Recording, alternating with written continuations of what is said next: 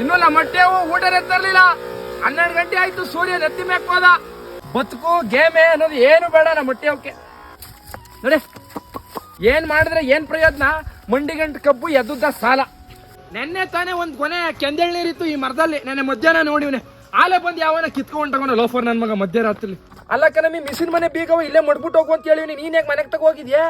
Current ಬಂದದಂತೆ ನೀರ್ ಬಿಡ್ಬೇಕು Cubbon ಗದ್ದೆಗೆ. ಈಗ ನಿನ್ ಬಾಯಿಗೆ ಇಟ್ಟಾಗ ಕೊಟ್ಕಳ್ಸು ಬೇಗ ವೈದನ್ ಕೈಲೆ. ಇಲ್ಲೇ ಮಿಷಿನ್ ಮನೆ ತಗೋ ಕೂತೀನಿ ಬಾ. ಬಾಳೆ ತೋಟದೊಳಗಿರೋ ಮಿಷಿನ್ ಮನೆ ಕಣ, ಹಂಗೆ ಬಾಳೆ ತೋಟದೊಳಗೆ ನಿಧಾನ ಕಡ್ಕ ಬಾ. ಬಾಳೆ ತೋಟ ಎಲ್ಲ ನೀರಿಲ್ದೆ ಒಣಗೋಯ್ತಲ್ಲಪ್ಪ. ನಾನ್ ಸಾಯ ನೀನ್ ಸಾಯ ಮನಮಂದಿ ಎಲ್ಲ ಸಾಯ, ವ್ಯವಸಾಯ ಅನ್ನುವಂಗ ಆಯ್ತು ನಮ್ ಕತೆ. ಲವ್ ಆ ಗುದ್ದಿ ತಗೋಬೈತಾಗ ಆ ತೆವ್ರಿ ಅಗ್ದಾಕಮ್ಮ ತಗೋಬಲ್ಲ. ಟೊಮೊಟೊ ರೇಟ್ ಎಷ್ಟಿ ಅದು?